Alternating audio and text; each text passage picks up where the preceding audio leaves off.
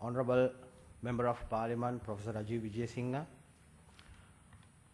Lieutenant General Asif Yazim Malik, Secretary to the Ministry of Defence Pakistan, Commander of the Army, Excellencies, distinguished participants, distinguished guests and my colleagues. Good afternoon again. I think I'll not be wrong if I say that presenting details on such a vast subject after lunch is a considerable challenge. I am indeed privileged and honored to have with me two eminent panelists who I believe are capable of taking up this challenge. Ladies and gentlemen, rehabilitation and reconstruction, rehabilitation and reintegration, I beg your pardon, encompasses a wide gamut of activities. It is very difficult to apportion a time frame for such programs. In our case, it is unique to Sri Lanka. It is something that we are proud of. We have achieved a lot in the past and we are continuing towards success. I need to mention a few points before I call upon the first speaker to commence the proceedings, that since these are vast subjects, there will always be overlaps. So please bear with us if points that had been mentioned earlier is re-mentioned again.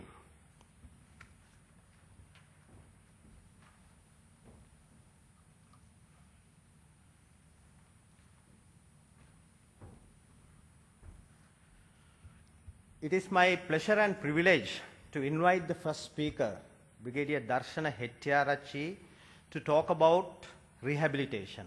Brigadier Darshana Hettiarrachchi is serving as the Commissioner General Rehabilitation at present, and his responsibilities include implementing the National Rehabilitation Program and monitoring it.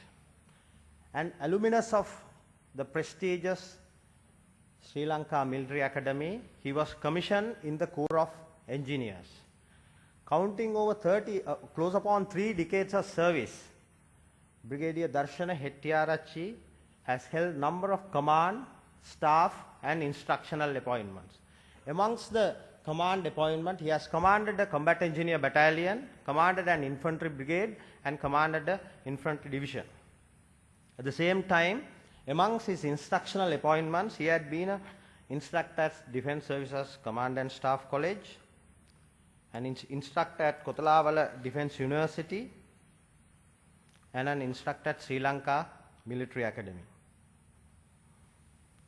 He has not only excelled in professional courses, but he also, to his credit, has a number of academic qualifications.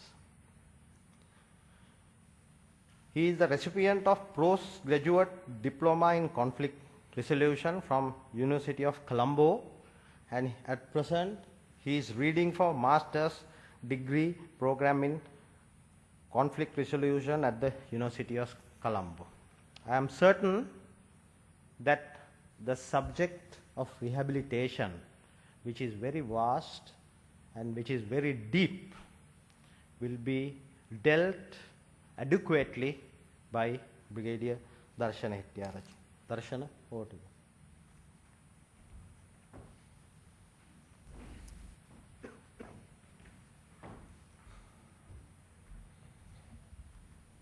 Professor Rajiv Vijayasinghe, Honorable Member of Parliament, Secretary to the Ministry of Defence Pakistan, Commander of the Army, distinguished invitees, senior officers from the Army, Navy and the Air Force, ladies and gentlemen, let me wish you a very pleasant afternoon.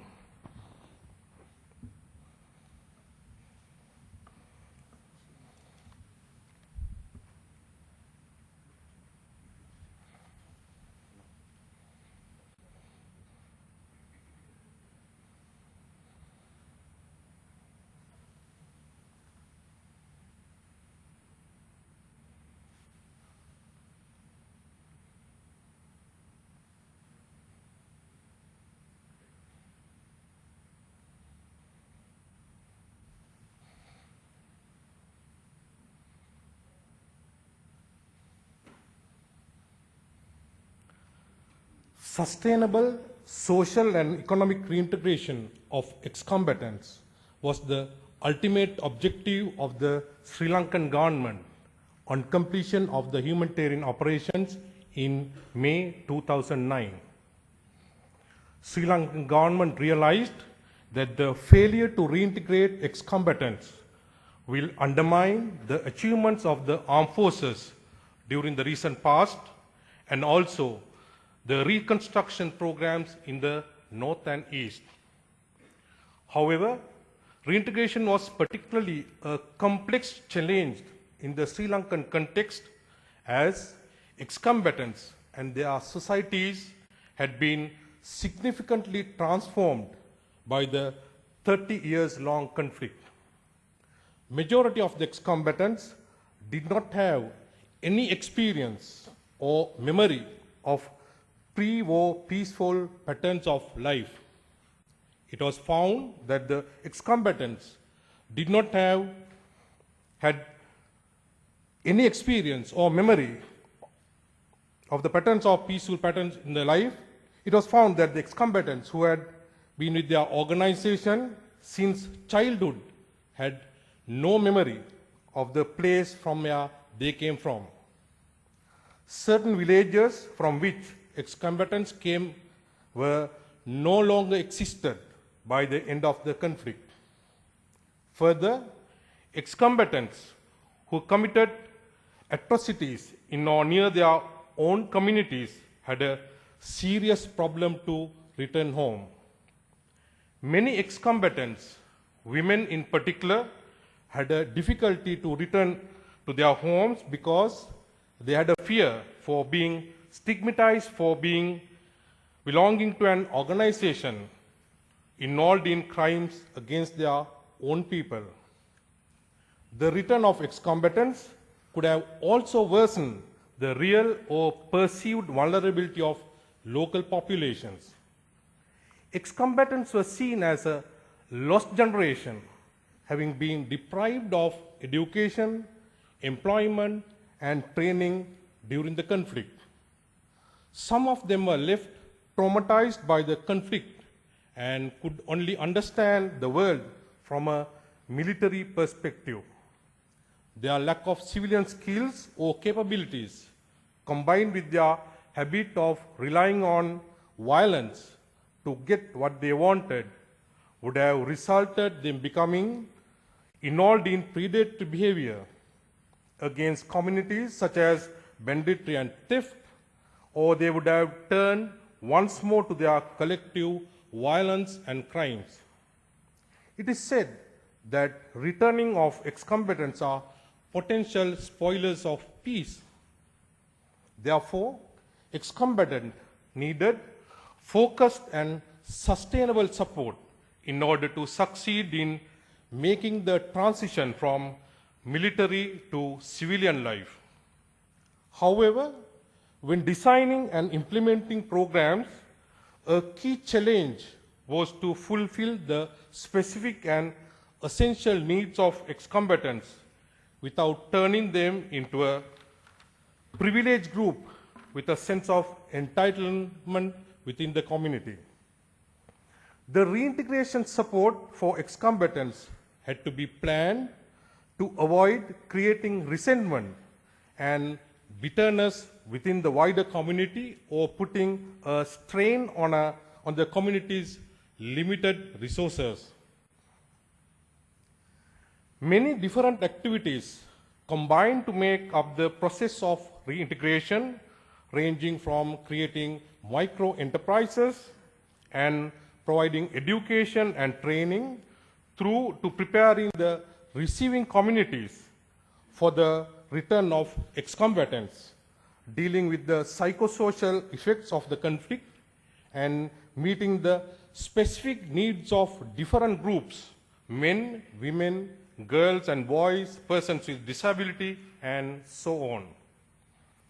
There was a need to carefully liaise with the government organizations, private sector organizations, NGOs, and the armed forces to balance the targeted support offered to ex-combatants, which aim to increase security with the wider support given to communities and also to bring about reconciliation and create the conditions for recovery.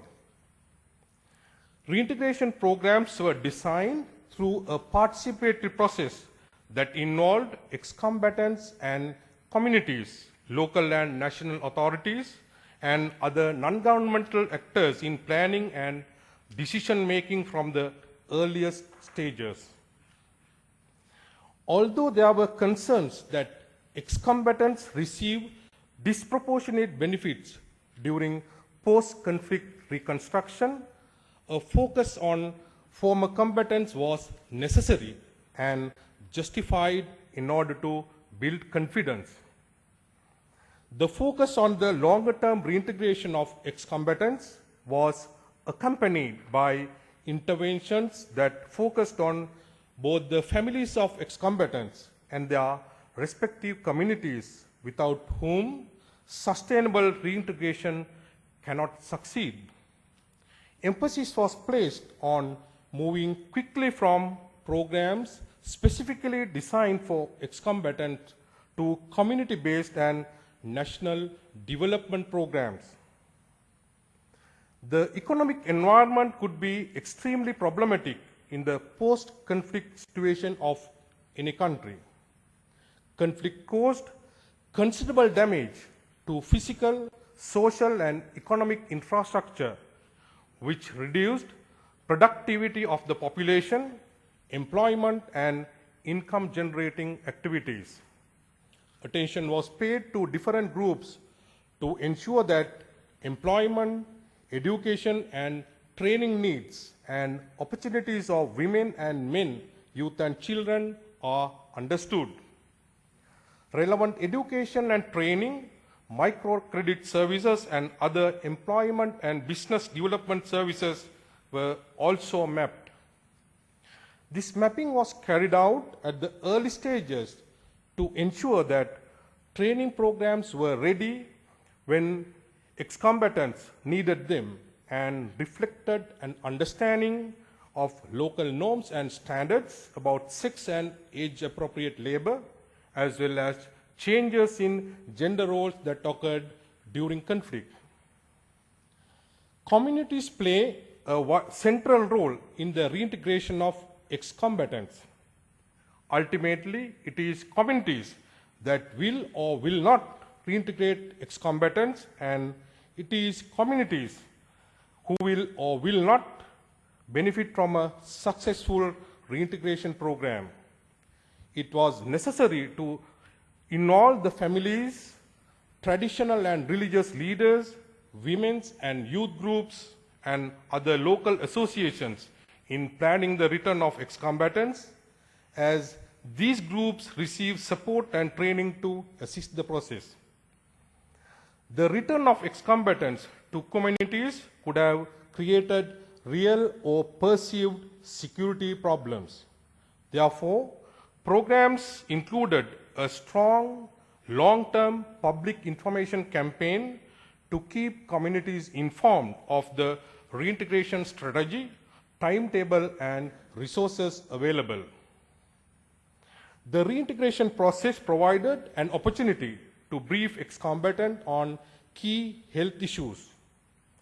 Ex-combatants were likely to suffer a range of both short and long-term health problems that not only affect their own reintegration prospects, but also pose potential threats to the communities to which they will return. The widespread presence of psychosocial problems among combatants was a major issue. Many of them had been victims or perpetrators of horrendous acts of violence, which would have left deep emotional and psychological scars, resulting in depression, apathy, or rage.